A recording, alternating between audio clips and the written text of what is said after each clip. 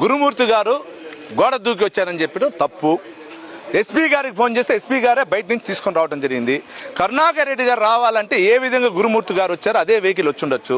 SP గారు అక్కడ చెప్పి మాతో మేము ఫోన్లో మాట్లాడినప్పుడు ఎస్కాట్ ఇవ్వండి అన్నారు. ఎస్కాట్ కూడా పంపించారు. నేను రాను, నాతో పాటు 100 మంది అనుచులు రావాలంటే మాతో పాటు ఎవరు రాలా. మాతో పాటు మా పిఏ ఒక గన్మ్యాన్ వచ్చారు, అంత తప్పించి ఎవరు రాలా. అదేవిధంగా మీకు కూడా వర్తిస్తుందంటే చేయలే. మీ ద్వారా అడుగుతున్నా ఒకటే, మాకు ఎన్డీఏ కూటమిలో చంద్రబాబు నాయుడు గారి యొక్క నాయకత్వంలో పవన్ కళ్యాణ్ గారికి లోకేష్ బాబు గారికి మేమంతా ఒక దీంట్లో హిందుత్వంతో పాటు ముస్లిం సోదరులు కానీ క్రైస్తవ సోదరులు అందరూ సమానంగా చూసుకుంటాం. కానీ ఈ వైఎస్ఆర్ పార్టీలో జగన్మోహన్ రెడ్డి గారు అనుచరుడైన కరుణాకర్ రెడ్డితో ఉండే వాళ్ళందరూ కూడా హిందుత్వం పైన పడుతున్నారు. 2016లో ఏ విధంగా పింక్ డైమండ్ అని తీసుకొని వచ్చి అప్రతిష్ట పాలు చేశారో తిరుమల దేవస్థానాన్ని తిరిగి ఈ రోజు గోశాల ద్వారా తీసుకొని వస్తున్నారు.